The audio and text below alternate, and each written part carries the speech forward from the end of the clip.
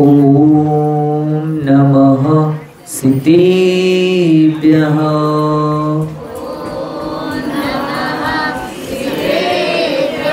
ओम नमः सिद्धेभ्यः।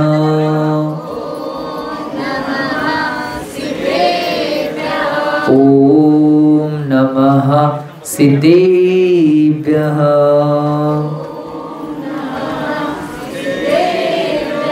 नमः श्रीवर्धमानाय निर्धूतकलिलात्मने सालोकानां त्रिलोकानां यद्विद्यादर्पणायते यद्विद्यादर्पणायते यद्विद्यादर्पणायते। जय बोलो 24 भगवान की। देवादेव मूलनायक 1008 अष्टम तीर्थंकर श्री चंद्रप्रभा भगवान की। सिद्धांत शास्त्र की आचार्य भगवान श्री समतभद्र स्वामी की। 20वीं सदी के प्रथमाचार्य जगती समाधि सम्राट गुरुराम गुरुआचार्य शांति सागर जी महाराज की। संत शिरोमणि आचार्य गुरु श्री विद्यासागर जी महाराज की। प्रातस्मन्य शांतमूर्ति वासरत्नाकर आचार्य बुद्ध श्री सन्मत सागर जी महाराज की। मम दीक्षा गुरु युवा स्वर्ण कांति रत्नाचार्य गुरु श्री चंद्र सागर जी महाराज की। परम पूज्य आचार्य गुरु श्री समय सागर जी महाराज की। अहिंसामय विश्व धर्म की।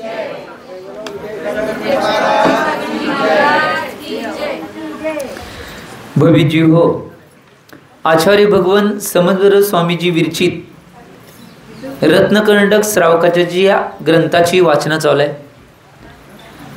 आणि आचार्य भगवान एक एक ग्रंथाचे पैलू खोलत असताना अतिशय सुंदर विवेचन आणि सुंदर अवस्था चालू आहे आणि याच्या माध्यमातून आचार्य भगवान श्रावकांचं आचरण काय असते आणि श्रावकांनी काय करायला पाहिजे याचं विवेचन करलं आणि या विवेचनाच्या माध्यमातून आचार्य भगवान श्रावकांचं आचरण समजावून सांगायला। काल 3 मूर्तांचं कथन आपल्या समोर चालू आहे की समाजामध्ये लोकमूर्ता, देवमूर्ता आणि पाखंडी मूर्ता ह्या 3 प्रकारच्या मूर्ता असतात। मूर्ता म्हणजे मूर्खता, की याच्या माध्यमातून लोकांच्या माध्यमातून काही माणसं मूर्ख बनतात, काही माणसं देवांच्या माध्यमातून मूर्ख बनतात आणि काही माणसं गुरूंच्या माध्यमातून मूर्ख बनतात। यांना सावध करण्यासाठी आचार्य भगवंतांनी ह्या 3 मूर्त्यांचं कथन या सम्यक दर्शनच्या अधिकारामध्ये आचार्य भगवंतांनी दिले। एक गोष्ट लक्षात घ्या, किती काय झालं तर आम्ही शहाणे लोक कधी नाही मूर्ख बनायचं, बनल्याशिवाय राहायचं। विचारलं सांगाले हो, आम्ही जागरूक असणं आवश्यक आहे। काही झालं तर निश्चित रूपानं जे जैन रिजन्स आहेत आणि आम्ही खऱ्या देवशास्त्र गुरूंना आणि खऱ्या धर्मांना मानणारे आहेत, ते कधीही 3 काळात मूर्ख बनता कामा नये, म्हणजे मूढ बनता कामा नये। ही गोष्ट महत्त्वाची आहे, म्हणून आचार्य महाराजांनी सांगितले। बघा, काल आपण लोकमूर्ता आणि देवमूर्ताचं कथन झालं होतं। आज 24 नंबरच्या श्लोकच्या माध्यमातून गुरुमूर्ताचं कथन आपल्यासमोर करणार आहेत। पहिला गाथाकंठस्थ करूया आणि आचार्य महाराजांनी काय सांगितले ते पाहूया। स्रग्रंथारंभ हिंसानां स्रग्रंथारंभ हिंसानां संसारावर्तवर्तिनां संसारावर्तवर्तिनां पाखंडीनां पुरस्कारो पाखंडीनां पुरस्कारो ज्ञेयं पाखंडीमोहनम् ज्ञेयं पाखंडीमोहनम् स्रग्रंथारंभ हिंसानां संसारावर्तवर्तिनां पाखंडीनां पुरस्कारो ज्ञेयं पाखंडीमोहनम्। आचार्य भगवान समद्वर स्वामीजी पाखंडी मूर्तीचं स्वरूप सांगले, म्हणजे गुरुच्या माध्यमातून बरेच माणसं मूर्ख बनतात। आज बघा, एक गोष्ट जीवनामध्ये घ्या, आज आम्ही किती अशी प्रकरणं बघतोय की त्या प्रकरणाच्या माध्यमातून गुरुच्या माध्यमातून बरेच मूर्ख बनाल्यात। आम्ही याचं चिंतन करणं आवश्यक आहे. म्हणून आचार्य भगवंतांनी मागच ज्यावेळी 10 नंबरचा श्लोक सांगितला त्यावेळीच खऱ्या गुरूंचं कथन करून आलेत आचार्य भगवंत, की खरे गोते आहेत, खरे गुरु आहेत ते या अंगांचं या गोष्टींचं पालन करतात म्हणून ते खरे गुरु आहेत. आणि जर याचं पालन करत नसतील, बाकीच्या गोष्टी सगळ्या गोष्टी जर ते गुरु करत असतील तर निश्चितपणे 3 काळामध्ये त्या गुरूंच्या सानिध्य जाऊन काही मिळणार नाही. तुम्ही उत्तर दिलं तर आठवते का बघा. मी विचारलेलं, समजा तुम्हाला एका नावेतून कुठल्या तर गावाला पलीकडे जायचं आहे, तुम्ही दगडाच्या नावेत बसणार का लाकडाच्या? का? दगडाची चांगली सुंदर बनवल्या हो, सोन्याचं पाणी दिले त्याला. हा बुडतंय वय, मला माहितच नव्हतं की. तुम्ही उत्तर द्यायला, मी काय सांगाल नाही. एक गोष्ट लक्षात घ्या, तुम्ही स्वतःहून सांगितलंय की निश्चित रूपानं जर नदीतून पार जायचं असेल तर आम्ही लाकडाच्या नावेत बसायला पाहिजे. याचं मूळ कारण काय असेल? लाकडाची नाव स्वतः तरुण त्या नदीतनं पलीकडे जाणार आहे आणि जो बसणार आहे त्याला सुद्धा तरुण नेणार आहे. परंतु दगडाची सोन्याचं पाणी चढून दे, नाही सोनं लावलेलं असून दे, ती दगडाची नाव आहे ती स्वतः बुडणार आहे आणि जो कोणी बसणार आहे त्याला बुडणार आहे. तसंच जे खरे गुरु आहेत ते स्वतः या भवसागरातून तरुण जाणार आहेत आणि त्यांच्या सानिध्यात कोण कोण येणार आहेत? त्या सगळ्यांना तरुण नेणार आहेत. आणि जे खोटे गुरु असतील ते स्वतः या संसार समुद्रात बुडणार आहेत आणि त्यांच्या बरोबर त्यांच्या सानिध्यात कोण जातील? त्या सगळ्यांना. तुम्हीच म्हटलं, मी काय म्हणतो नाही. त्यामुळे एक गोष्ट लक्षात घ्या, गुरूंच्या बाबतीत सुद्धा कधीही नाही मूड बनायचं नाही. काय म्हणलेलं आहे इथं? सरग्रंथारंभ हिंसानाम, म्हणजे दास दासी आदी जे परिग्रह आहे त्या परिग्रहाने सहित आहेत. पडत काय? कृषी आदी अनेक प्रकारचे प्राणी हिंसा ते करतात. त्याच्यानंतर संसारावर्तवर्तीनाम, संसारामध्ये परिभ्रमण करवणारे आणि वादविवाद करणारे, यामध्ये लीन असणारे पाखंडी नाम, जे मिथ्यादृष्टी आहेत गुरु त्यांचा पुरस्कार प्रशंसा करणे. पाखंडी मोहनम, पाखंडी मूढता नियम म्हणजे जाणून घेणे आवश्यक आहे. एक गोष्ट लक्षात घ्या, म्हणून मी सांगितलं की आमच्या जीवनामध्ये जोपर्यंत खऱ्या गुरूंचा प्रवेश होणार नाही, कारण की मराठी नीतिकाराने सुद्धा म्हणलेलं आहे, ज्याच्या जीवनात गुरु नाही त्याचं जीवन, तुम्ही म्हटलं, मी काय म्हटलं नाही बाबा, ज्याच्या जीवनात गुरु नाही त्याचं जीवन सुरू नाही. ही गोष्ट आवश्यक आहे. आणि आमच्या जीवनात जर कोणी गुरु आल्यानंतर जर खोटे गुरु आले तर आमचं जीवन चांगलं कधी बनणार आहे. जर चांगला मार्ग दाखवणारा मार्गदर्शक जर चांगले असेल, कारण की नीतिकारांनी नीतिशास्त्रामध्ये गुरूंना नाही माइलस्टोनची उपमा दिलेली आहे. स्माइलस्टोन, स्माइलस्टोन म्हणजे काय? स्माइलस्टोन माइलस्टोन म्हणजे मैलाचा दगड. मैलाचा दगड असतोय की हायवेच्या कडेला. आता बघायला तुम्ही, इथनं गोवा एवढं किलोमीटर आहे, आंबोली एवढं किलोमीटर आहे. तेच कसं आठवलं? इब्राहिमपूर ऐनापूर आठवलं नाही बरं, तर ठीक आहे कुठलं तर घ्या. तर त्या माइलस्टोन म्हणजे की नाही, त्या मैलाच्या दगडावर की नाही किलोमीटर लिहिलं असते हे गाव इथनं येत आहे. त्यामध्ये दिशादर्शक आहे की या दिशेला जर तू या दिशेनं या मार्गावरून चालत गेलास तर या किलोमीटर गेल्यावर तुला हे मिळणार आहे. गुरु सुद्धा तसेच आहेत. मोक्ष मार्गामध्ये सगळ्यात माइलस्टोन म्हणजे मैलाचा दगडाची उपमा पार पडणारे कोण असणार? तर गुरु आहेत. आम्हाला सांगणार आहेत मोक्ष कसा मिळवायचा आहे, सुख कसं मिळवायचं आहे, शांती कशी मिळवायचं आहे, समाधान कसं मिळवायचं आहे, जीवन आमचा आदर्श कसं बनवायचं आहे, हे सांगणारे कोण असतील तर ते माइलस्टोन रूपामध्ये गुरु असतात. ही गोष्ट लक्षात घ्या. याचं चिंतन आम्ही करणं आवश्यक आहे. आणि एक साधी गोष्ट सांगतो, तुम्हीच उत्तर द्यायचं आहे, तुम्हाला पोचवतो तिथं. मला एक सांगा, आमच्या जीवनामध्ये ज्यावेळी आमच्या शरीराला रोग होतोय तेव्हा आम्ही कुणाकडे जातो? Family doctor. हुशार, फॅमिली डॉक्टरकडे जातो. फॅमिली डॉक्टरकडे आम्ही जातोय. शरीराचा रोग बरा करण्यासाठी फॅमिली डॉक्टरकडे जातोय.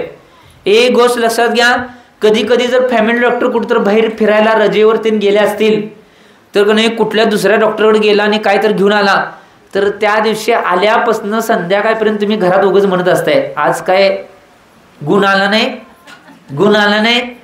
कारण की काय झालं माहिती आहे, फॅमिली डॉक्टरची एवढी सवय झालेली असत्या, त्या डॉक्टर असल्याशिवाय त्या डॉक्टरना औषध नाही काय बी देऊन दे डॉक्टर त्यानं गुण लगे येतोय. आणि दुसऱ्या डॉक्टरकडे गेल्यावर गुण येत. हुशार. त्या फॅमिली डॉक्टरमुळे तुमच्या शरीराचा रोग बरा होतोय, परंतु तुमच्या आत्म्याला झालेला रोग बरा जर असेल तर फॅमिली गुरूंची आवश्यकता आहे. ती फॅमिली गुरुच तुमच्या आत्म्याचा रोग बरा करणार आहे. मग ते गुरु चांगले असले तर रोग बरा करतील, नाहीतर गुरु चांगले नसतील तर रोग कॅन्सरमध्ये परावर्तित होईल. एकदा झालं की direct go to back ticket, दुसरं काय भानगड नाही. कॅन्सर झाल्यावर होय मला नव्ह तर कुणाला बी झालं तसं. तर ज्याला कॅन्सर होणार आहे तो जीवनातून कॅन्सर होणार आहे. कारण की वाचण्याची बी शक्यता आहे विज्ञानानुसार. फर्स्ट स्टेज, सेकंड स्टेज असेल तर वाचण्याची शक्यता आहे. थर्ड स्टेज, फोर्थ स्टेज जर कॅन्सर झाला तर वाचण्याची शक्यता कमी आहे. त्यामुळे माझा विषय चालू आहे. एक गोष्ट लक्षात घ्या, ज्याप्रमाणे जीवनामध्ये तुमच्या जीवनामध्ये की नाही जर फॅमिली गुरु असतील तर तुमच्या आत्म्याचा आणि तुमच्या भावाचा झालेला रोग बरा करायला तो कारणभूत ठरणार आहेत. ही गोष्ट लक्षात घ्या. आम्ही या जीवनामध्ये याचं चिंतन करणं आवश्यक आहे. त्यामुळं एक गोष्ट लक्षात घ्या, परिग्रहामध्ये लवलीन असणारे, त्यानंतर आरंभामध्ये किंवा हिंसा करणाऱ्यामध्ये कायम लिप्त असणारे, त्याच्याबरोबर संसारामध्ये परिभ्रमण करणारे, वादविवादामध्ये मग्न असणारे असे जे गुरु आहेत त्यांची प्रशंसा, त्यांचा आदर सत्कार, त्यांची पूजा आदी करायचं मी सांगितलं नाही. कोण सांगाल्यात? आचार्य भगवान समर्थभद्र स्वामीजी सांगाल्यात. आम्ही या गोष्टीचं चिंतन करणं आवश्यक आहे. बघा, या गोष्टीचं आम्ही जीवनामध्ये चिंतन केलं तर सगळ्या गोष्टी पार पडू शकतात. बघा, एक गोष्ट लक्षात घ्या, मधल्या काळामध्ये जैन धर्म, जैन आगम आणि जैन मुनी परंपरा ही सगळी धोक्यात होती. बरेच जैन मुनी होते की ते जैन मुनी निश्चित रूपानं जैन मुनींचं आचरण करू शकत नव्हते. अशी परिस्थिती मधल्या काळात होती. 20व्या शतकाच्या आधी काही मधल्या काळामध्ये निश्चित रूपानं असे होते. ते 20व्या शतकात जे चालू होत होतं त्यावेळीची परिस्थिती होती. आणि त्यावेळी सगळ्या घटना अशा व्हायच्या की कुणालाही काही कळायचं नाही. त्यावेळी दक्षिणेमध्ये एक सूर्य निर्माण झाला. त्यांचं नाव आहे प्रथमाचार्य शांतीसागर महाराज. त्यांनी खंडित झालेली मोहीम परंपरा परत चालू केली आणि पूर्ण भारत देशामध्ये मुनी परंपरा काय असते आणि दिगंबरत्व काय आहे हे दाखवून देण्याचं काम केलं. खऱ्या गुरुरूपामध्ये ते आले आणि त्यांनी खरा धर्म, सगळ्या गोष्टी खऱ्या सांगण्यास. एक गोष्ट लक्षात घ्या, आम्ही आमच्या जीवनामध्ये चिंतन करणं आवश्यक आहे. आज बऱ्याच जणांना वाटतंय की निश्चित रूपानं जैन धर्माचं आचरण, आज जैन धर्माचं आचरण आणि जैन धर्माची तत्व आहे ती जगामध्ये सगळ्यांना श्रेष्ठ कारक आहे. एक आचार्य असे होऊन गेले जे ऐनापूर, तुमच्या इथनं जवळच गाव आहे, कर्नाटकातलं ऐनापूर गाव आहे, त्या गावामध्ये एक सूर्य दीपक असा जन्माला आला होता. त्यांचं नाव आहे आचार्य कुंतुसागर महाराज, ऐनापूरवाले. ते प्रथमाचार्य शांतीसागर महाराज शिष्य होते. जेवढे भारत देशातले सगळे अजैन राजे आहेत ज्यांची सत्ता आणि निश्चित रूपाने त्यांचं बरीच संपत्ती होते, पूर्ण भारत देशामध्ये जिथे तिथे संस्थानं होती, त्या संस्थांचे जे सगळे राजे होते ते सगळे एकमेव महाराजांचे भक्त होते, ते कुंतुसागर महाराजांचे. दुसऱ्या धर्मीय असून सुद्धा शिकार करणे, मांसाहार करणे, या सगळ्या गोष्टी, व्यसनांचा त्याग, हे सगळं कुंतुसागर महाराजांनी सगळ्या राजाच्या संस्थानांनी त्या संस्थानांच्या मेन राजांनी सगळ्यांनी नियम घेतला होता. एवढे महान आचार्य होऊन गेले ज्यांनी कधी शाळेची पायरी चढली नाही, परंतु एवढे महान आचार्य बनले की निश्चित रूपानं ते महान आचार्य बनले. निश्चित रूपानं त्यांनी संस्कृतमध्ये सुद्धा प्रवचन केलं होतं. आम्ही याचं चिंतन करणं आवश्यक आहे. या गोष्टीचं आम्ही चिंतन करणं आवश्यक आहे. त्यामुळे एक गोष्ट लक्षात घ्या, म्हणून आमच्या जीवनामध्ये जर आम्हाला योग्य तो मार्ग आणि योग्य गोष्ट दिशादर्शक जर दाखवायचं असेल आणि करायचं असेल तर खऱ्या गुरूंची आवश्यकता म्हणजे. आणि पाखंडी मूर्तीमध्ये आज बरेच गुरु एवढे पैसे दिला की हे करतो, तेवढे पैसे दिला की हे देतो, अमुक देतो, तमुक करतो, काय चालू आहे, कोणा कुठं फसालोय कुणास ठाऊक. एक गोष्ट लक्षात घ्या, खरे देवशास्त्र गुरु आणि खऱ्या धर्माचं निश्चितपणे आचरण करा. बाकीचं काय करण्याची आवश्यकता नाही. आम्ही तिथं जातोय, पैसे देतोय आणि फसतोय. आज किती असे जे कुगुरु आहेत ते जेलमध्ये आहेत. किती आहेत तुम्ही बघताय, वारंवार सगळ्या घटना घडतात तरी आणि तिथं जातायच. हाय डोकं फिरले काय कोणास ठाऊक. खरं खोटं हेच कळत नाही आम्हाला. आज किती जणांच्या बाबतीत ह्या गोष्टी चालू आहेत, याचं आम्ही चिंतन करणं आवश्यक आहे. त्यामुळे निश्चित रूपानं जर आम्हाला बदलायचं असेल तर आमच्या जीवनामध्ये आम्हाला योग्य मार्ग आणि मोक्ष मार्गाने सुखाचा मार्ग जर पाहिजे असेल तर जे खरे गुरु आहेत त्या खऱ्या गुरूंच्या सानिध्यामध्ये जायला पाहिजे. आणि पाखंडी गुरु आहेत त्यांची प्रशंसा, आदर सत्कार, विनय आदी सगळ्या गोष्टी आम्ही त्याग करायला पाहिजे. मी परवाच सांगितलं होतं, आचार्य भगवान अमित गती स्वामीजी अमित गती श्रावकाचार ग्रंथामध्ये स्पष्ट रूपात म्हणतात. काय म्हणतात? त्यांनी 44 नंबरच्या सूत्रामध्ये सांगितलंय की हितला तुमचा नव अमित गती श्रावकाचार सांगितलं. रत्नकंठ श्रावचार म्हणले वे, ग्रंथाचं नाव बी आता विसरले बघा. अमित गती श्रावकाचार हा एक ग्रंथ आहे. हा रत्नकंठ श्रावचारचा अभ्यास करलोय आपण.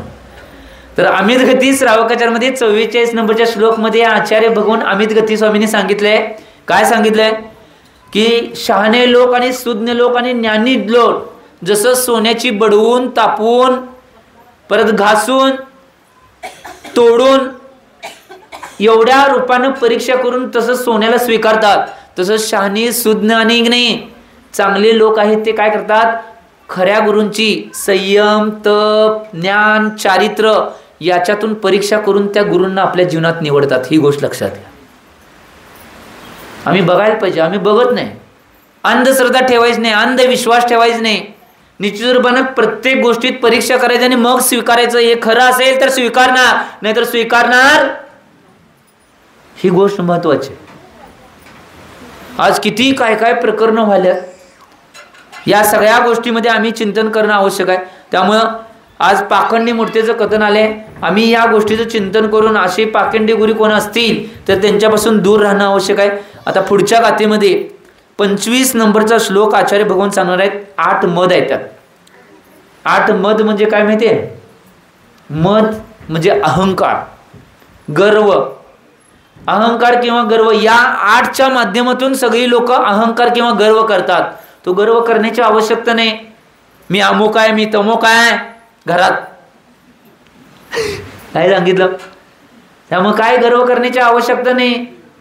एक गोष्ट लक्षात घ्या, आम्ही एक गर्व न करता आमच्या कर्तृत्वावर, आमच्या चारित्र्यावर, आमच्या निश्चितपणे आचरणावर विश्वास ठेवणं आवश्यक आहे.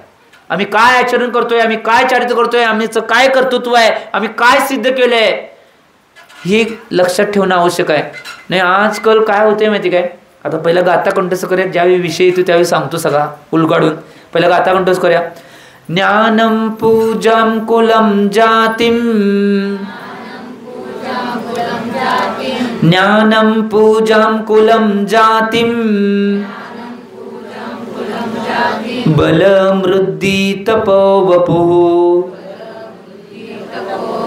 बलम वृद्धि तपो वपुः, अष्टावाश्रित्य मानित्वम्, अष्टावाश्रित्य मानित्वम्, स्मय माहुर्गतस्मया, स्मय माहुर्गतस्मया, ज्ञानं पूजां कुलं जातिं, बलं वृद्धि तपो वपुः, अष्टावाश्रित्य मानित्वं, स्मय माहुर्गतस्मया. आचार्य भगवान समर्थभद्र स्वामीजी 25 नंबरच्या गाथेत आता सांगायल्यात. कारण की 4 नंबरच्या श्लोकामध्ये सम्यक्त्वाचं कथन करताना सांगितलं होतं की सम्यक दृष्टी खऱ्या देवशास्त्र गुरूंच्यावर 8 अंगानं सहित, 3 मूर्तीनं रहित आणि 8 मदानं रहित श्रद्धान करतोय. त्यात आता 8 अंग सांगून झाले, 3 मद सांगून झाले आणि आता 8 मद सांगाल्यात. 3 मद नाही, 3 मूर्ता.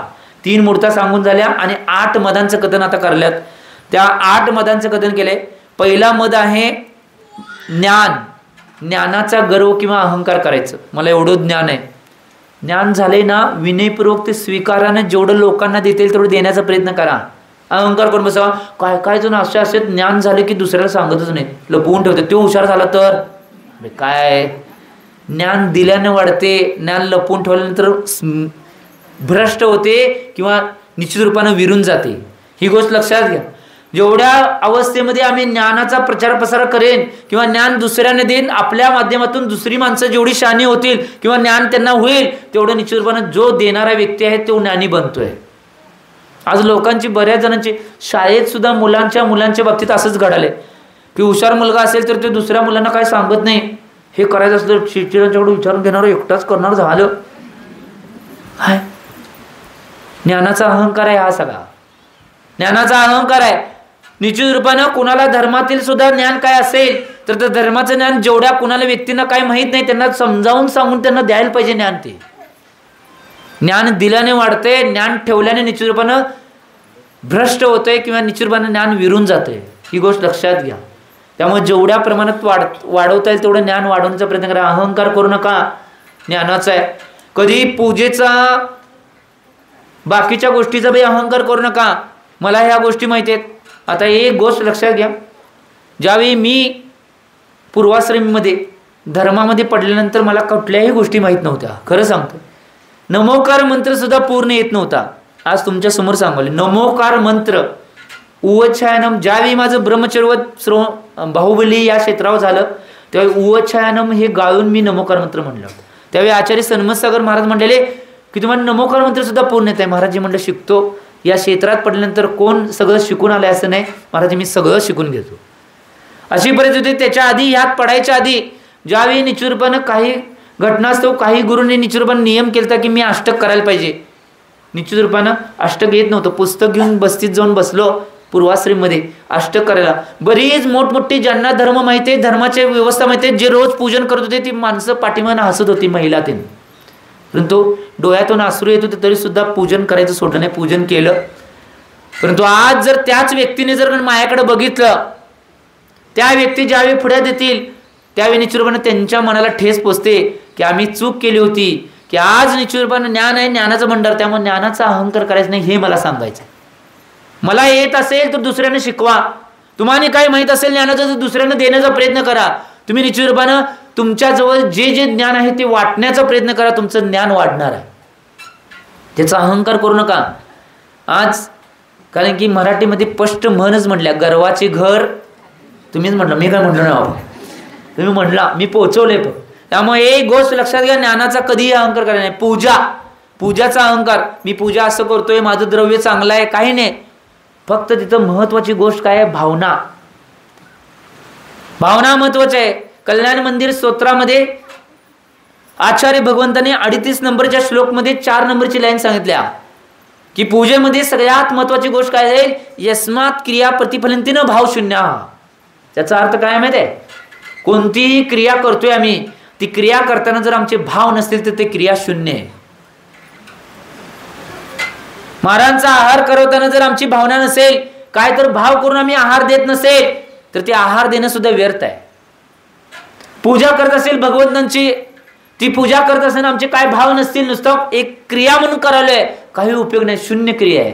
भगवंतांचा अभिषेक करत असताना आमची भावना नसेल, त्यात काय भाव नसतील, नुसता क्रिया म्हणून करत असेल किंवा महाराजांनी सोपवले म्हणून करत असेल तर शून्य क्रिया. कुठलीही क्रिया घ्या, त्या क्रियेमध्ये जर भावना नसेल तर ते सगळी क्रिया व्यर्थ आहे. आम्ही भावपूर्वक मी परवाच सांगितले, पूजन करताना भविष्यामध्ये माझ्या 8 कर्मांचा नाश होऊन दे या भावनेनं पूजा करायची. माझ्या अंतरंगाची विशुद्धी व्हावी या भावनेनं अर्घ्य करायचं आहे, पूजन करायचं आहे. अभिषेक करताना भावना करायची आहे, हे भगवान मी आज तुमचा अभिषेक करताय, एक दिवस माझा अभिषेक व्हावा म्हणजे मी आर्यंत बनावं, ही भावना करून अभिषेक करा. महाराजांना आहार देताना असताना भाव करा की मी महाराजांना आहार द्यालोय, एक दिवस मी सुद्धा हातामध्ये आहार घेईन, ही भावना करून आहार द्या. ते आहार देणं सुद्धा सार्थक आहे. स्वाध्याय करत असताना भावना करा, एक दिवस मी सुद्धा ज्ञानाचा प्रचार प्रसार महाराजांच्या सारखं करेन म्हणजे माताजी महाराज होईन हो, अशी भावना करा आणि स्वाध्यायाला बसा आणि भावपूर्वक स्वाध्याय करा. जे काय आहे अंतरंगात, निम्म लक्ष सासूचं सुनेकडं, सुनेचं मी म्हणलो का नाही, तुम्हीच म्हणलो बाबा, आणि आयांचं पोरांच्याकडं चिंतन करणं आवश्यक आहे. आम्ही या गोष्टीचं कुठलंही चिंतन न करता भावपूर्वक जर सगळ्या क्रिया केल्या तर सगळं निश्चित होते. तेव्हा पूजेचा अहंकार करायचा. त्यानंतर कुल आणि जाती. कुल आणि जाती काय म्हणजे काय, कुल म्हणजे वडिलांची जी परंपरा येत्या, वडिलांचे वडील, वडिलांचे वडील, वडिलांचे वडील, ती परंपरा आल्या का नाही, त्याला कुल म्हणतात. आणि जाती म्हणजे आईचे वडील, त्यांचे वडील, त्यांचे वडील, जी परंपरा आल्या त्याला जाती. काय काय जण आहे करतात, मी कुठल्या घरात आहे माहिती आहे ना का, असला तर घरात काय फरक पडणार आहे. आज कुणाचं काय राहिले हो, कुणाचं राहिले. आज एक गोष्ट लक्षात द्या, जगामध्ये कोण किती श्रीमंत आहे गरीब आहे हे काय राहत नाही, कोण कुठल्या कुलातलं आहे, कोण कुठल्या जातीतलं आहे, याच्यापेक्षा कुणाचं कर्तृत्व किती आहे, कुणाचं चारित्र्य किती आहे हे महत्वाचं आहे. नावावर आणि ह्याच्यावर काय अवलंबून नाही बरं का, घ्यायचीला तसं मनात. आणि तसं बी समजू नका. समडोईवाल्यांच्या, समडोई गावात गेल्यानंतर मी काय म्हणते समडोईवाल्यांना, समडोईवाल्यांना कोणी सगळ्यात जास्त काय महत्व माहिती काय, आमच्या पूर्वजांनी समडोई गावानं शांतीसागरांना आचार्यपद दिले. मी त्यांच्या गावात म्हणते, समडोईवाले ध्यान कान उघडे ठेवून ऐका. समडोईवाल्यांनी तुम्ही दिला नाही, तुमच्या आज्या पंजन, तुम्ही काय केलाय. आमचे आज्जा धर्म करत होते, आमचे आज्जा महाराज होते, आमचे अमुक महाराज होते, आमचे तमुक महाराज होते, तू काय केलंय सांग. त्यांनी केले म्हणून तुमचं काही नाही. प्रत्येकाचं कर्तृत्व प्रत्येकाचं आहे. त्यामुळे जाती आणि कुल, माझ्या जातीमध्ये एवढे हे होऊन गेल्यात, असं केलंय तसं केलंय, तू काय केलंयस रे. आमच्या कुलामध्ये हे होऊन गेल्यात, महावीरांच्या कुलातला आम्ही आहे. महावीरांच्या कुलाचं पालन तर करतोयस काय. महावीरांच्या कुलात सांगून काय उपयोग नाही, त्या गोष्टीचं चारित्र्य आणि पालन करणं आवश्यक आहे. त्यामुळे नावावर ह्याच्यावर काय अवलंबून नसते. मी कायम एक उदाहरण सांगतोय, कायम एक उदाहरण सांगतोय. एक गोष्ट लक्षात, नावावर कुणाच्या जातीवर कुलावर काय अवलंबून नाही. एक माणूस होता एका गावामध्ये, त्याचं नाव होतं ठणठणपाल. काय नाव, ठणठणपाल. आणि काय, त्याची एक पत्नी होती. आणि ती ठणठणपालची पत्नी एक दिवस का नाही, एका ठिकाणी एक कार्यक्रम होता, असतोय की ते हळदी कुंकाचा कार्यक्रम. त्याला माझं नाव, माझ्या भाषेत वेगळं नाव आहे, तुमच्या भाषेत हळदी कुंकाचा कार्यक्रम, माझ्या भाषेत नाव काय माहिती आहे, उन्ह धुणं काढण्याचा कार्यक्रम. तिथं जाते ते सगळे गोळ्या होतात नाही, एकमेकांचं काढतच असतात. तुझी सून अशी आहे, तुझी सून अशी आहे, हिजी सून अशी आहे, हिजे सासवांना काहीतरी कामच नसतात आणि सुनांना त्यांच्यावर. हे सगळं उन्ह धुण्याचं काढण्याचा कार्यक्रम. हे जर असं झालं, त्याचं असं झालं, इकडे 4 गोळ्या होत्या, तिकडे 4 गोळ्या होत्या, तिकडे हे कार्यक्रम इकडे चालू असते, यांचं चालू असतं कार्यक्रम उन्ह धुणं काढण्याचा. म्हणजे माझ्या भाषेतलं नाव सांगितलं हो. तर त्याला काय उन्ह धुणं काढण्याचा कार्यक्रम म्हणतात. ती ठणठणपालची बायको गेली तिकडं त्या कार्यक्रमाला, कुणाच तर घरामध्ये होता. आणि काय झालं माहिती आहे, 2 महिला एकत्र येऊन ते बोलायला लागल्या, तिला ऐकू जाण्यासारखं. ठणठणपालची बायको, हिच्या नवऱ्याचं नाव असलं ठणठणपाल कसलं ठेवलंय. तर हिला राग आला. कोण बी नवऱ्याला, कुठल्या बी नवऱ्याला बायकोच्या पुढ्यात काय म्हणले तर बायकोला राग येणारच की हो, येणार का नाही. हां होय म्हणा की. मग तर तिला बी राग आला. कसं तर गप का नाही, मान खाली घालून कार्यक्रम केली. ती काय काय देतात की हो, मला काय माहीत नाही, आमचं झालंय वे, तुम्हालाच माहीत सगळं. आमचं काय झालं नाही, आम्ही बाल ब्रह्मचारी, त्यामुळे आम्हाला काय माहीत नाही. ती काय काय देते ते सगळं घेतली, गप घरला आली. आणि घरात आल्यावर नवऱ्याला म्हणते, हा बघा तुमचं नाव जरा बदलावं, नाव चांगलं नाही तुमचं. नवरा म्हणतोय, नावात काय आहे ग, आपले जे कर्तृत्व आहे त्या कर्तृत्वात सगळ्या नावात काय आहे. बरं कसं तर ते नवऱ्यानं बाजू मांडली आणि सोडून दिलं. परत 4 दिवसांना अनेक ठिकाणी की नाही उन्ह धुणं काढण्याचा कार्यक्रम होता, म्हणजे हळदी कुंकाचा हो. तिथं आणि ही गेली ती ठणठणपालची बायको, बोलवलेलं की आता बोलवतात की सगळ्यांना सांगतात. आता गेल्या वेळी 2च महिला होत्या, आता 10-15 महिला एकत्र म्हणल्या तिच्या नवऱ्याचं नाव ठणठणपाल असलं कसलं ठेवलं. झाले बघा, एवढी चिड आली त्याला. गेल्या वेळी 2 जण म्हणत होत्या, आता 15-20 जण म्हणाल्या. ती काय घ्यायचं ते बी घेतलं नाही, पाय आपटत आपटत घडाघड आली. पाठदिशी नवऱ्याच्या पुढे उभारले. नवऱ्याला म्हणले, ए बघा जर तुमचं नाव बदल नसेल, नाव बदला, नाही तर तुमची बायको बदला.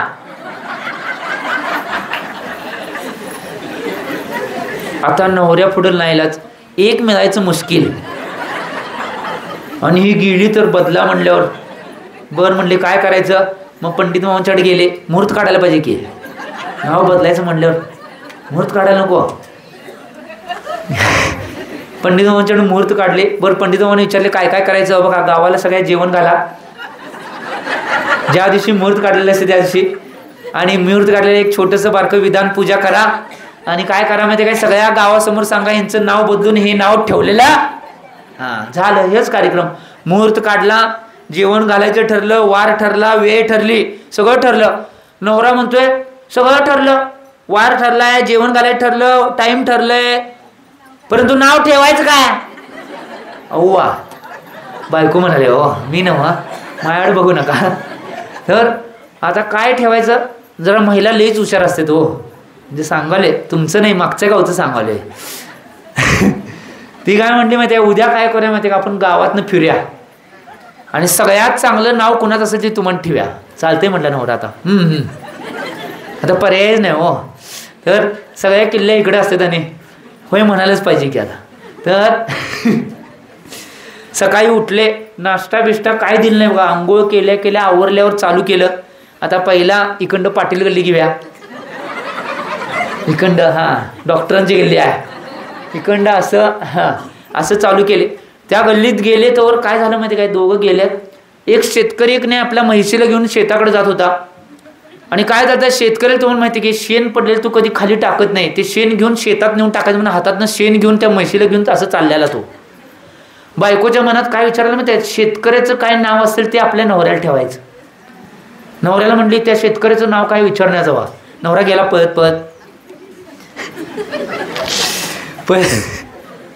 पळत गेला आणि शेतकऱ्याला विचारले तुमचं नाव काय हो. तो म्हटला माझं नाव राजपाल आहे. पळत आला, बायकोला म्हटला त्या शेतकऱ्याचं नाव राजपाल आहे, हातात शेण धरला आणि नाव काय, हे काय बरोबर. फिरून आता कुठली गल्ली,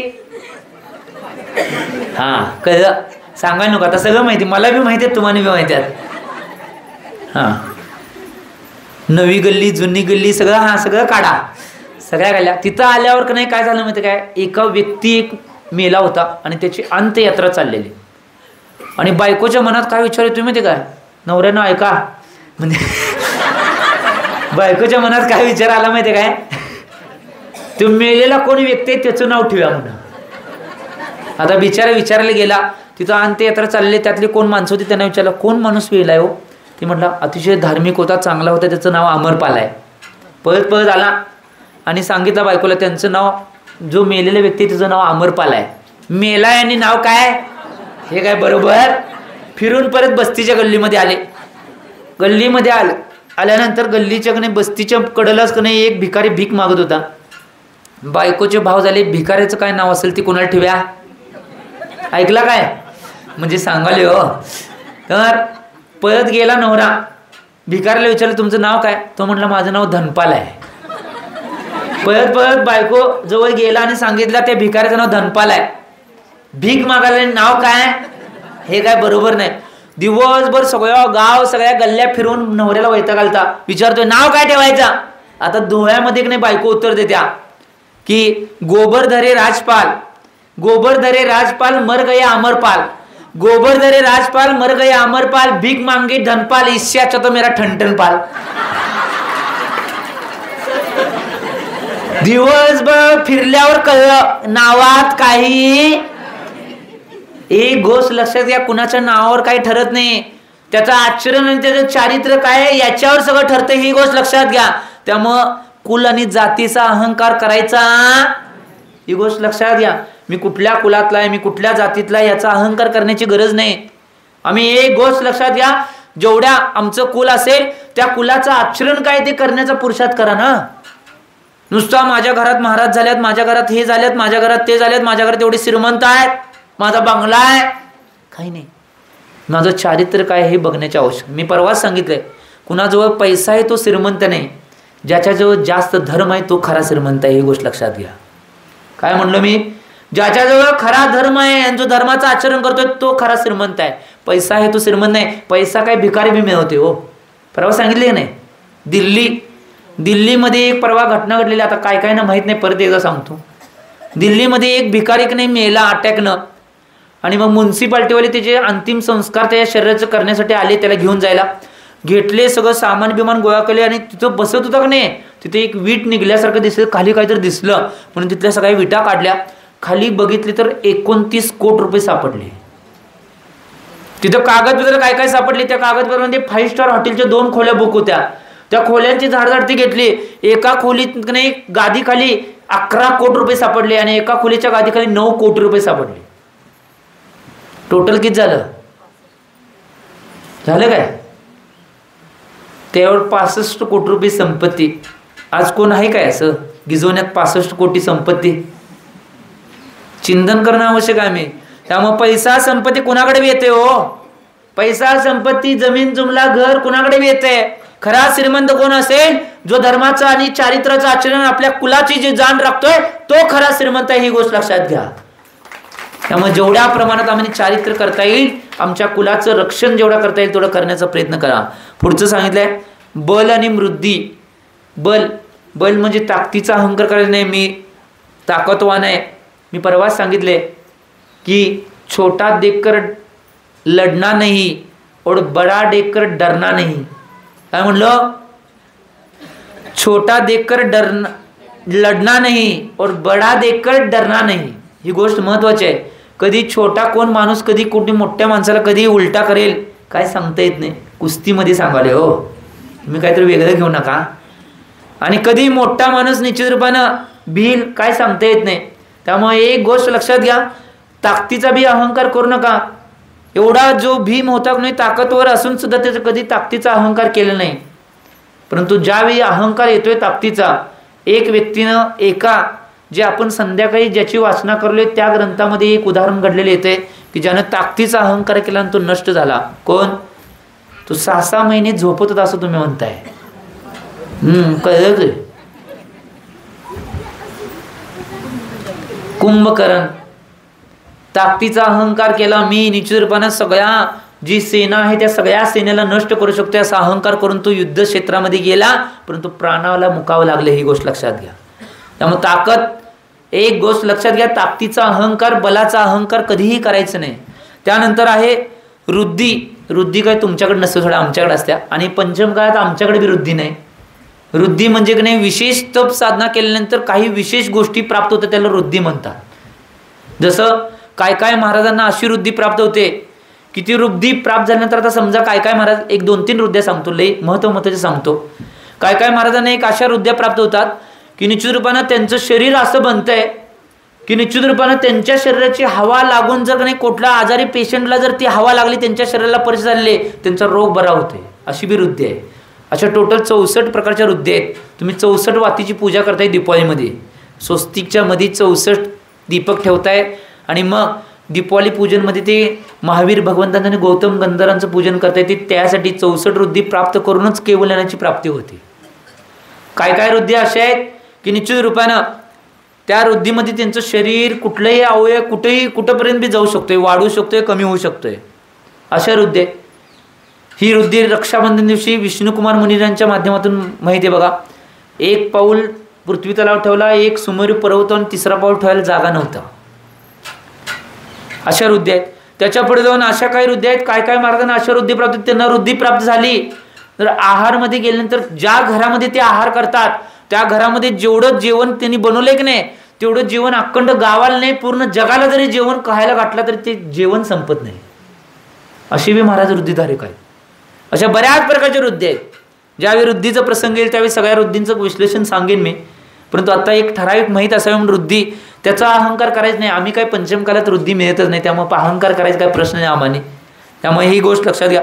त्यानंतर तपाचा, मी तप करतोय, अशा प्रकारचं करतोय, तशा प्रकारचं करतोय, त्याचे पत्रक काढणे, लेखी लिहिणे, या गोष्टी करायच्या नाहीत. करा आणि सोडून द्या ना. जेवढे तपामुळे निर्जरा होणार आहे, कर्माची तपामुळे निश्चितपणे शरीर स्वास्थ्य चांगलं राहणार आहे. तपामुळे बऱ्याच गोष्टी धर्म पुण्याचा लाभ, साथीचे पुण्याचा लाभ आणि कर्माचे निर्जरा होणार आहे. जेवढा करता येईल तेवढा करा. आजकाल बरीच जण नाही लिहून ठेवायला, तप मी एवढा करतोय, मी हे करलोय, मी ते करलोय, माझं हे व्रत आहे, अमुक व्रत आहे, ते व्रत आहे. ठीक आहे, सामान्यपणे सांगा, ठीक आहे, व्रत असतील ते, परंतु लिहून ठेवण्याची, त्याची गिणना करण्याची काय आवश्यकता नाही. त्याचा अहंकार झाला तो. त्यामुळं तपाचा सुद्धा अहंकार करायचा नाही. वपू म्हणजे शरीराचा अहंकार सुद्धा करायचा नाही. एक गोष्ट लक्षात घ्या, शरीराचा अहंकार एक पात्र असतं. हरिवंश पुराणमध्ये येते. हरिवंश पुराण म्हणजे जैनांचं महाभारत. त्यामध्ये श्रीकृष्णाच्या चरित्रामध्ये आणि पांडव आणि कौरवांच्या चरित्रामध्ये एक प्रसंग असा येतोय, जी श्रीकृष्णाची पत्नी होती रुक्मिणी, त्या रुक्मिणीचा एक प्रसंग येतोय की एक गोष्ट लक्षात घ्या, आम्ही कधीही रूपाचा अहंकार करता कामा नये. माझं रूप एवढं सुंदर आहे, माझं रूप असं आहे, माझं रूप तसं आहे, काहीसा अहंकार करण्याची आवश्यकता नाही. ते उदाहरण येते, रुक्मिणीचं उदाहरण येते. रुक्मिणी ज्यावेळी की नाही त्या महलामध्ये की नाही, खालच्या महलामध्ये आरशासमोर राहून आपल्या शृंगार करत होती. आणि त्यावेळी एक घटना काय घडते, एका महाराजांना कुष्ठरोग झाला होता आणि त्यांचं सगळं शरीरातून रक्त पू वगैरे सगळं वाहत होतं आणि ते महाराज कर पकडून आहारला जात होते आणि बरोबर त्या रुक्मिणीच्या महलासमोरून जात होते. ज्यावेळी ती शृंगार करत होते त्यावेळी आरशामध्ये त्या महाराजांची प्रतिकृती पडल्यानंतर ती म्हणते, लगेच तिच्या मनामध्ये असला घाणेरडा कोण आहे, कारण की तिच्या रूपापुढं ते रूप होतं, ते कुष्ठरोगी झालेलं रूप होतं, त्यामुळे ती डायरेक्ट म्हणून टाकली. परंतु एक गोष्ट लक्षात घ्या, दिगंबर मुरांच्या रूपाचं तर कधीच, जे रत्नत्रय धारे त्यांच्या रूपाचं तर कधीच नाही निश्चित रूपानं त्यांची ग्लानी आणि निंदा कधीच करायची नाही, कारण की डायरेक्ट फल तिथं जाग्यावर फल आहे. आज एक गोष्ट लक्षात घ्या, ती रुक्मिणीने तिथं भाव केले, परंतु दिगंबर महाराज तिथनं काही नाही, त्यांना कानावर शब्द गेलते तरी सुद्धा त्यांनी काही नाही, नुसतं बघितले आणि तिथनं निघून गेले. ज्यावेळी तिच्या राजमहालाच्या कोपऱ्यावर तिथनं वळायचा रस्ता होता तिथंपर्यंत पोहोचल्यावर इकडे रुक्मिणीला कोड रोग झाला, कुष्ठरोग झाला. त्या भावातनं मरण करून शास्त्रामध्ये उल्लेख आहेत, काढून बघा हरिवंश पुराण. एवढ्या भावामध्ये ते सगळं तिला एक नुसता शब्द काढलेले आणि भावना अंतरंगातनं केलेली एवढं भोगायला लागलं.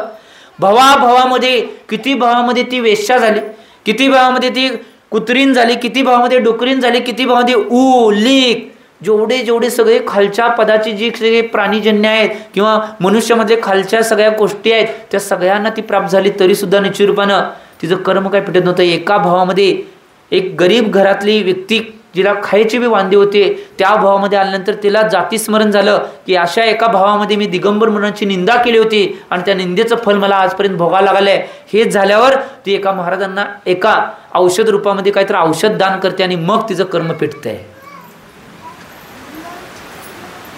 त्यामुळं शरीराचा अहंकार, माझं शरीर असं आहे, माझं शरीर तसं आहे, काही करण्याची आवश्यकता नाही. कारण की शरीर असं आहे की एका नुसता अंगठ्यामध्ये 2000 रोग विद्यमान आहेत. पूर्ण शरीरामध्ये 5,98,99,584 रोग विद्यमान आहेत पूर्ण शरीरामध्ये. कुठल्या कर्माचा कधी उदय होईल आणि कुठला रोग वर येईल काय सांगता येत नाही. हे सगळं कर्माच्या गतीवर आहे. 5,99,584 लोक एकाग्ने शरीरामध्ये विद्यमान आहेत. नुसता अंगठ्यावर 2000 रोग आहेत एवढ्या भागात. कार्तिकी अनुप्रेक्षामध्ये आचार्य भगवान कार्तिकी स्वामींनी हे सांगितलेलं आहे. शरीरामध्ये शिरा किती आहेत, रक्त किती आहे, पाणी किती आहे, नाड्या किती आहेत, हाडं किती आहेत, डोक्यावर केस किती आहेत, ही सुद्धा याची सुद्धा संख्या कार्तिकी अनुप्रेक्षामध्ये कार्तिकी स्वामींनी सांगितलेलं आहे.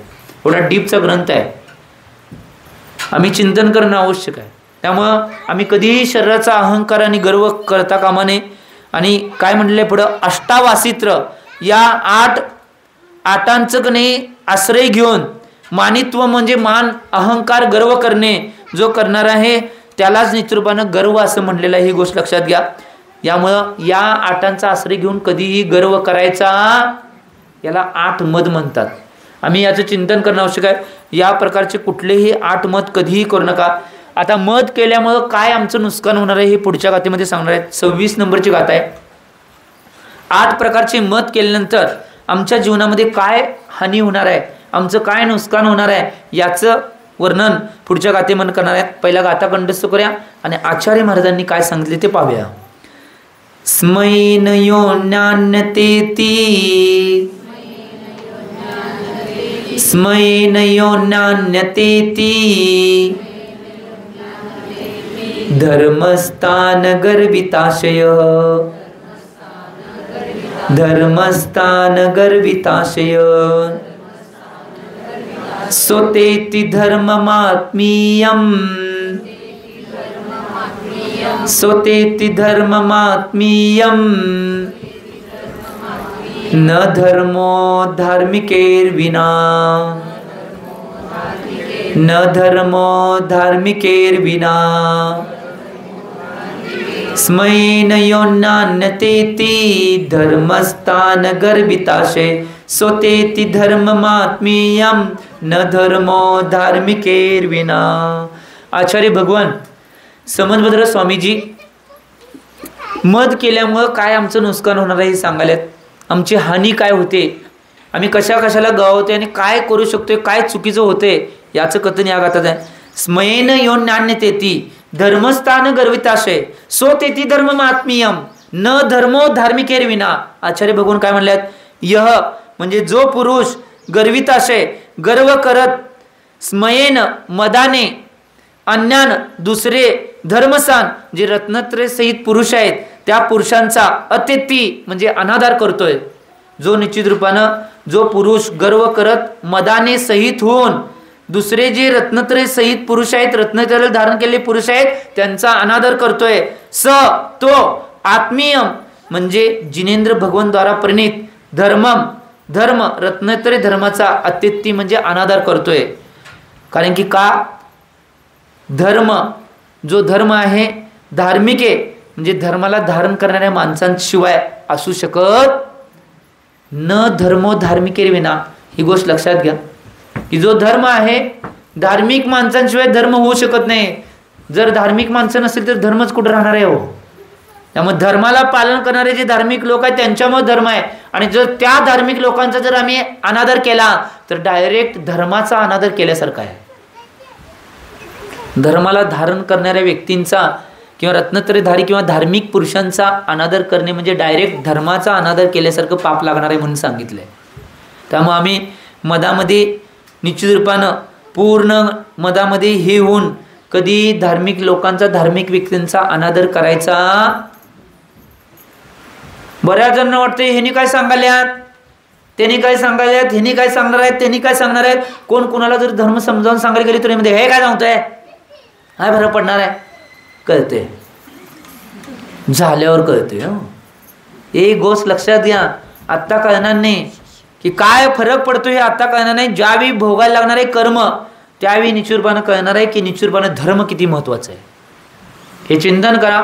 त्याच वेळी लोकांना धर्म आठवते. ज्यावेळी दुःख येणार आहे आणि दुःखाचे प्रसंग आणि कठीणाईचे प्रसंग जीवनामध्ये येणार आहेत त्यावेळी बऱ्याच लोकांना धर्म आठवते. हे भगवान मला वाचव. इथनं मागं आठवलं नाही बरं. कोरोना काळात लय धार्मिक माणसं बनली. का मरणार आहे म्हणून. तिथं मंदिरात जाऊ नका म्हणून सांगितलेलं त्यावेळी कोरोनाच्या काळात. तरी सुद्धा सगळं नियम धाबे तोडून मंदिरात भगवान वाचव बाबा. का तिथं निश्चित रूपानं मागणं मागायला जात होती जास्त. कोरोना काळामध्ये जास्त धार्मिक का बनली. सगळ्यांची इच्छा होती की हा रोग असा आलाय की त्यातनं मी वाचावं म्हणून भगवंताच्यावर लई त्यावेळी विश्वास. आणि तिथनं पुढं गेल्यावर बघा की आणि आहे तसं येजरी माझ्या मागल्या टाकण्या चांगल्या. चिंतन करा. एक गोष्ट लक्षात घ्या. संत कबीरदास ती एका ठिकाणी दुहा म्हणतात.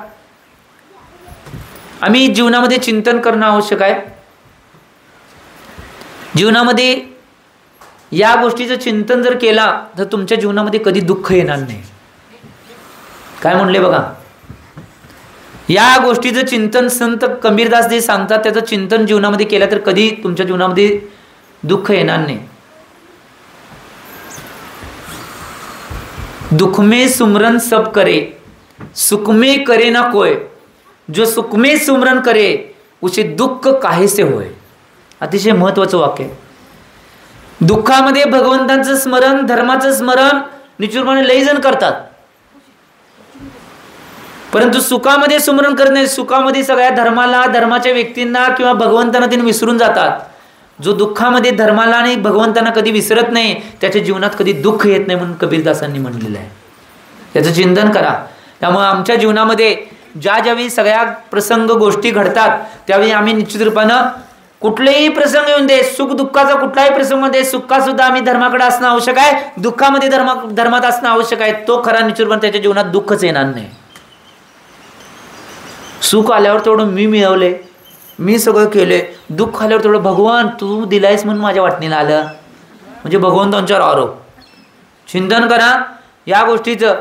भगवान काय करत नाही. आम्ही कर्म केले म्हणून आम्ही भोगालोय. भगवंतांनी काय केलंय. भगवंतांनी काहीच केलं नाही. तुमच्या कर्मामुळे तुम्हाला सगळं भोगायला लागलंय. कुठलीही गोष्ट या जगातला एक पान सुद्धा इकडे तिकडे हलण्याची शक्ती कोणामध्ये असेल तर ती कर्मामध्येच आहे. जगामध्ये ज्या ज्या घटना होतात त्या सगळ्या घटना कर्मामुळेच होतात. पुण्य आणि पाप या दोन गोष्टीमध्ये धर्म आणि अधर्म या दोन गोष्टींच्यामुळे सगळ्या घटना घडत आहेत. याचं चिंतन करणं आवश्यक आहे. एका नीतिकारानं गाणं सुद्धा एक सुंदर लिहिले आहे. हे काय, इस जन्म में ना सही पर भव में मिलता है, अपने अपने कर्मों का फल सबको मिलता है. मी मागं सुद्धा सांगितलेलं आठवते का बघा एकदा. अशी जी सुंदर सुंदर त्यात कधी कडवे अति छोटे छोटे कडवे घालून कधी ते गाणं लिहिलंय. एकाच आईच्या पोटाला 2 भाऊ जन्माला येतात. एक भाऊ श्रीमंत बनतोय आणि एक गरीब राहतोय. का, याचं कारण काय? अपने अपने कर्मों का फल सबको मिलता है. एकाच आईच्या पोटाला जन्माला आल्या, एकाच आईच्या पोटाला म्हणजे त्यांच्यात भेद राहायला नको पाहिजे, एकसारखे व्हायला. परंतु का भेद होतोय? कारण की त्या श्रीमंत व्यक्तीचं पुण्याचा उदय म्हणून तो श्रीमंत बनला आणि गरीब जो राहिलाय त्याच्या पापाचा उदय म्हणून तो गरीब राहिलाय. एकाच आईच्या पोटाला 2 बहिणी येतात, 2 मुली होतात. एक आरिका बनते आणि एक संसारामध्ये जात्या. का?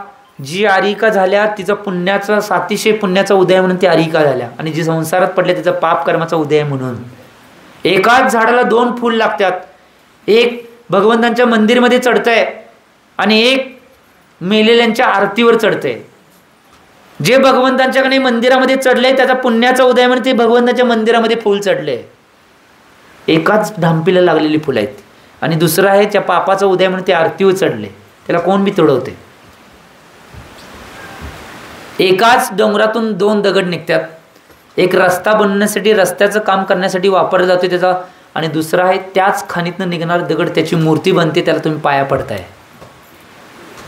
एकाच खाणीतून निघलेले 2 दगड आहेत, परंतु त्या जो रस्त्याला वापरला गेलाय त्याच्यावरून तुम्ही चालताय, त्याच्या पाप कर्माचा उदय आहे म्हणून.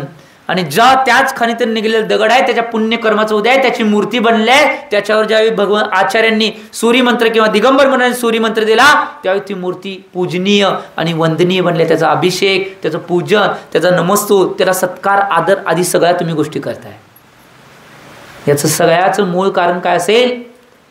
अपने अपने कर्मों का फल सबको मिलता है. आणि त्याच्या पुढे जाऊन एकाच समुद्रामध्ये 2 शिंपले असतात. दोन्ही शिंपल्यामध्ये स्वाती नक्षत्राचं पाणी पडतंय, परंतु एका शिंपल्यामध्ये मोती बनतोय आणि एक शिंपला खाली राहतोय. ज्याचा पुण्याचा उदय त्याच्यामध्ये मोती बनलाय आणि ज्याच्या पापाचा उदय ते खाली राहिलेला आहे. इस जन्म में ना सही पर भव में मिलता है, अपने अपने कर्मों का फल सबको मिलता है. याचं चिंतन जीवनामध्ये आम्ही करणं आवश्यक आहे. त्यामुळे एक गोष्ट लक्षात घ्या, आम्ही जर कधी मनामध्ये चिंतन करता न करता कधी धार्मिक रत्नत्रयधारी आणि जे धर्म करणारे पुरुष आहेत त्यांचा अपमान करता कामा नये. अहंकारामध्ये, मदामध्ये केला तर त्यांना काय फरक पडणार नाही. त्यांनी सहनच करणार आहे, ते धार्मिक आहेत. तुम्हाला फरक पडणार आहे. त्यांनी त्यांच्या सहन केल्यामुळे त्यांच्या कर्माची निर्जर झाली आणि तुम्ही त्यांचा अपमान केल्यामुळे डायरेक्ट धर्माचा अपमान केलेलं पाप तुम्हाला लागणार आहे. याचं चिंतन करा. या सगळ्या गोष्टीचं चिंतन तुमच्या जीवनामध्ये तुम्ही करावं, ही गोष्ट महत्त्वाची आहे. कारण की बघा, कितीही काय केला तरी निश्चित रूपानं आमच्या जीवनामध्ये या गोष्टीचा कधीही अहंकार किंवा गर्व करता कामा नये.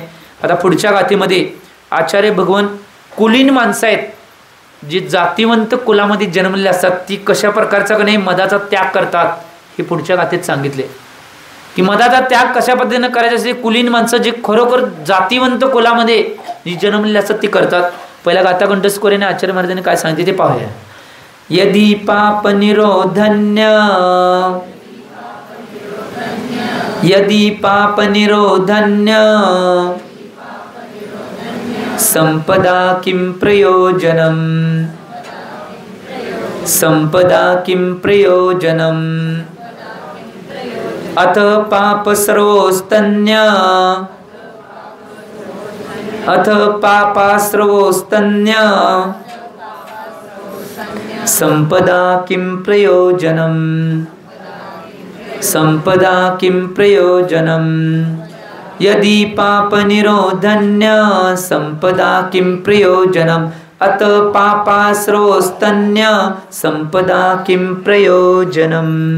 आचार्य भगवान समद्वर स्वामीजी कुलीन माणसं आहेत ती कशा प्रकारे मदाचा त्याग करतात हे सांगायला काय म्हणतात बघा. यदि, यदि म्हणजे जर, पाप निरोध, पाप निरोध याचा अर्थ काय आहे? जे ज्ञानावरणादी अशुभ कर्माच्या रूपाचा निरोध जर होत असेल आणि रत्नत्रय धर्मामध्ये त्याचा सद्भाव होत असेल तर अन्य संपदा किम प्रयोजन, निश्चित रूपाने एक गोष्ट लक्षात घ्या, पापाचा निरोध करणारा म्हणजे पापाला फेडणारा जो व्यक्ती असेल, त्याला किती बी त्याच्या जीवनात संपत्ती आली तर त्याचा काय फरक पडत नाही, त्याचं काय प्रयोजन नाही त्याशी, कारण की तो धार्मिक व्यक्ती आहे ना. पापाचा निरोध करतोय करून त्याला काय त्याच्याशी संपत्तीचं प्रयोजन नाही, तो ती संपत्तीला धर्मामध्ये लावण्याचा प्रयत्न करतोय, धर्म करण्याचा प्रयत्न करतोय, म्हणून त्याला काही प्रयोजन नाही. आणि पुढे काय सांगितलंय, अत पाप सर्वसन्य, आणि जो पापाचा अर्जन करणार आहे, पापाचं अर्जन करणे त्याला सुद्धा संपत्तीचं काय प्रयोजन आहे, तो संपदा घालवणारच आहे. मी परवा सांगितलं तसं, सुपुत हो तो क्यू धन संचय, कुपुत हो तो क्यू धन संचय.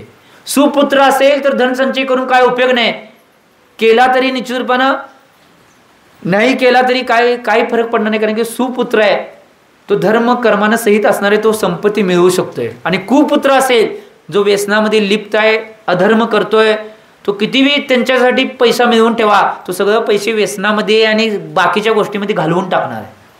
त्यामुळं सुपुत्र असेल तर धनसंचय करण्याची आवश्यकता नाही, कुपुत्र असेल तर धनसंचय करण्याची आवश्यकता नाही. तसं जर निश्चितपणे धार्मिक असेल तर त्याला संपत्तीचं काहीच प्रयोजन नाही, आणि जर अधार्मिक असेल त्याला सुद्धा संपत्तीचं काय प्रयोजन नाही, तो घालवणारच आहे. आणि जो धार्मिक आहे त्याला सुद्धा नाही, तो धर्मामध्ये सगळी संपत्ती लावणार आहे. आज मला एक सांगा, आज आम्ही चिंतन करणं आवश्यक आहे. ज्यावेळी धर्माच्या क्रिया आम्हाला कायला मिळतात, जी लोकांनी पुढे येऊन आपल्या संपत्तीचा प्रयोग करून हे सगळ्या धर्म कार्य पार पडतात, त्यांना निश्चितपणे त्यांना धर्माची निश्चितपणे महती, धर्माची काय किमया आहे ते माहीत असते, म्हणून ती निश्चितपणे पैसा गुंतवत असतात. ती उगाच गुंतवत नाहीत, उलट ती खरी ओरिजिनल व्यापारी आहेत. जे धर्मामध्ये पैसा गुंतवले 10 पट पैसा परत त्यांना मिळणार आहे, हे धर्म सांगतोय. आणि तेच पैसा जर बँकेत ठेवला तर आज बँका राहिल्यात. दुसऱ्याला उसनं दिला, घोळ उठला, कधी देतोय कोणास ठाऊक. घेताना तेवढं गोड गोड बोलतील, देताना घोळच की, तोंड वाकडं, कधी भेटणार नाहीत, घरात नसणार, इकडे तिकडे जाणार. आणि त्याच्या पुढे जाऊन पुरून ठेवला तर, बरेच जण पुरून ठेवतात पैसा लपवून. आमचे आचार्य सन्मत सागर महाराज कायम म्हणायचे, कोण असा पैसा पुरून ठेवते नाही, जो पुरून ठेवते त्याला पुरल्यावर तो पैसा वर येतो, महाराज म्हणायचे कायम. आणि सत्य आहे. आम्ही या गोष्टीचं चिंतन करणं आवश्यक आहे. आमच्या जीवनामध्ये ज्यावेळी आम्ही या गोष्टी करत असताना संपत्ती आहे, त्या संपत्तीची गोष्ट नाही, त्या किमया, त्या गोष्टी निश्चितपणे संपत्तीच्या 4 दिशा आहेत. त्यामुळे या गोष्टीकडे दृष्टीपात न करता जेवढ्या प्रमाणात आम्हाला योग्य गोष्टीकडे दृष्टीपात करणं आवश्यक आहे, त्यामुळे संपत्तीचं प्रयोजन कुणाला काही नाही. धार्मिक व्यक्ती असेल तर त्याला संपत्तीचं काही प्रयोजन नाही, आणि अधार्मिक असेल तरी सुद्धा त्याला संपत्तीचं काही प्रयोजन नाही. आम्ही या गोष्टीचं चिंतन आणि मनन जीवनामध्ये करणं आवश्यक आहे. त्यामुळं यदि पाप निरोधन्य संपदा किम प्रयोजन, अत पाप सर्वस्तन्य संपदा किम प्रयोजनम, ही गाथा म्हणलेली आहे. त्यामुळं कोण पुण्याचा आश्रव, पुण्याचं नाही बंद करून घेणाऱ्या व्यक्तीला संपत्तीचं काही प्रयोजन नाही, तो आणि परत ती संपत्ती परत धर्मामध्ये लावणार आहे. त्यामुळे पुण्याचा बंध आणि आहे, कर्माची निर्जरा आणि आहे. आणि जो पापाचा आश्रव करून घेणार आहे, जो पापाला आपल्याजवळ घ्यायला आहे, त्याला सुद्धा संपत्तीपर्यंत सगळं संपत्ती पापामध्ये घालवणार आहे. ही गोष्ट लक्षात घ्या. त्यामुळे जीवनामध्ये चिंतन करा. तुमच्या जीवनामध्ये कधी अशा कोणती गोष्टी करू नका. एक हरिवंश पुराणमध्ये एक उदाहरण येते, ते उदाहरण सांगतो आणि थांबण्याचे भाव करतो, कारण की आपलं टायमिंग संपलेलं आहे. हरिवंश पुराणमध्ये एक उदाहरण येते, ज्यावेळी पांडवांनी आपली सगळी संपत्ती, सगळं वैभव जुगार करून सगळं हरलं बघा. आठवलं काय? शकुनी मामा, हां, सगळं आठवते. तर ते सगळी संपत्ती, सगळा पैसा, सगळा वैभव सगळं घालवलं त्यात. ते घालवल्यानंतर काय झालं माहिती काय? पांडवांना राज्यातनं हकलून काढलं होतं. आणि एका ठिकाणी कुठतर झाडाखाली ते बसले होते. कृष्णाला वाटतंय की पांडवांची ही अवस्था झाली आहे, ही अशी होता नाही, किमान ते पोट भरण्यापुरतं त्यांना काहीतरी मिळावं, म्हणून तो काय जातोय माहिती काय? कौरवांचा जो राजा होता, कोण? दुर्योधन. कोण? युधिष्ठिर. मी कौरवांचा राजा म्हणाले, कौरवांचा मेन, पांडवांचा मेन नवा. बरोबर बघा अनेकदा. कोण आहे? आम्हाला महाराज माहीत असतं तर तुम्हाला कशाला आणलं असतं. कोण आहे? हां, हुशार. तर जो कौरवांचा जो मेन होता दुर्योधन, त्या दुर्योधनाकडे श्रीकृष्ण गेला. त्याच्या सभेमध्ये, त्याच्या राजवाड्यामध्ये तो सिंहासनावर बसलाय. त्या सिंहासनापर्यंत तिथं जाऊन म्हणतोय, श्रीकृष्ण म्हणतोय की हे दुर्योधन, की बिचारे ते पांडव आहेत, सगळी संपत्ती हरल्यात, परंतु त्यांचं पोट भरण्यापुरतं 5 गावं दे. त्या 5 गावामध्ये की नाही त्यांनी त्यांचं पोट भरतील आणि ते व्यवस्थित सुखी समाधान राहतील. 5 गावं तर त्यांनी. त्यावेळी तो दुर्योधन म्हणतोय त्या पांडवांना 5 गावच काय, सुईच्या टोकावरची माती सुद्धा मी देणार नाही. आणि जो जर हसायला लागतोय का, कारण की श्रीकृष्णाचा मी अपमान केलं म्हणून. श्रीकृष्ण आता पर्याय नाही म्हणतोय आणि तो वळतोय आणि जायला लागतोय. जायला लागत असताना थोडं 2-4 पावलं पुढे जातोय, श्रीकृष्ण जोर जोरात हसायला चालू करतोय. आता दुर्योधनला वाटतंय मी याचा अपमान केलं म्हणून मी हसालोय, ह्यो का हसालाय, श्रीकृष्ण तू का हसालाय सांग. त्यावेळी श्रीकृष्ण पाठीमागे वळतोय आणि म्हणते की दुर्योधन तू माझ्यावर हसलास का, कारण की पांडवांना मी 5 गावच काय, सुईच्या टोकावरची माती सुद्धा देणार नाही, तू माझा अपमान केलास म्हणून हसालायस. मी का हसाले सांगू, सांग तू का हसालाय सांग. त्यावेळी श्रीकृष्ण म्हणते मी हसाले याचं कारण, ज्यावेळी दुर्योधन तू मरणार आहेस त्यावेळी तुझ्या बरोबर सुद्धा सुईच्या टोकावरची माती सुद्धा येणार नाही म्हणून मी हसालोय. ही गोष्ट लक्षात घ्या. त्यामुळे कोण जीवनामध्ये निश्चित रूपाने कुठल्याही संपत्तीचा, पुण्याचा आणि कशाचा अहंकार करण्याची आवश्यक नाही. जेवढं धर्म कर्म करता येईल तेवढं करण्याचा प्रयत्न करा. जाताना उघडं नगडं जायचंय, येताना सुद्धा उघडं नगडं आलोय. काय नेणार असेल ते आल्यानंतर इथं ज्यावेळी आम्ही आलोय त्यावेळी पुण्य पाप किंवा धर्म अधर्म केलाय तेच आमच्या बरोबर जाणार आहे. बाकीचं संपत्ती पैसा वैभव का असं कुठे गिजवण्यात झाले काय. सगळं आजचा तांदळाचं म्हणजे भाताचं सगळं पैसे घेऊन गेला, तांदूळ लावलेल्या शेतात, असं झाले कधी तुमच्यात. किंवा आजी सगळं सोनं गटूळ बनून घेऊन गेली, असं कुठं सगळीकडे होत नाही. कुठं तुमच्या इथं झाले का असं कुठं होत नाही. कोण घेऊन जात नाही, सगळं इथंच पडणार आहे, इथंच सगळं राहणार आहे. फक्त जाताना आम्ही पुण्याने केलेलं पाप, केलेला धर्म आणि केलेला अधर्म एवढा घेऊन जाणार आहे, ही गोष्ट लक्षात घ्या. त्यामुळे याचं चिंतन करा. आमच्या जीवनामध्ये या गोष्टीचं चिंतन करून जेवढ्या प्रमाणात आम्हाला धर्म करता येईल तेवढा करण्याचा प्रयत्न करा. आणि एक गोष्ट लक्षात घ्या, मदाच्या आधीन होऊन कधी धार्मिक लोकांचा कधीही निश्चित रूपानं अपमान किंवा धार्मिक लोकांचा अभिनय कधी करू नका, ही गोष्ट लक्षात घ्या. त्यामुळे जीवनामध्ये या सगळ्या गोष्टींचं पालन तुम्ही करावं एवढी भावना करतो. आणि धर्म अशी चीज आहे, तुम्हाला सगळं काही मिळवून देणार आहे. ती धर्म तुम्हाला सगळं मिळवून द्यावं. तुम्ही सगळ्या मदांचा त्याग करून आपल्या धार्मिक क्षेत्राला वाढवून भविष्यामध्ये मोक्ष प्राप्त करून घ्यावं एवढी भावना करतो. आणि आजच्या वाणीला देतो जे बोला आचार्य भगवान श्री सन्मती सागरजी महाराज की प्रभु दे.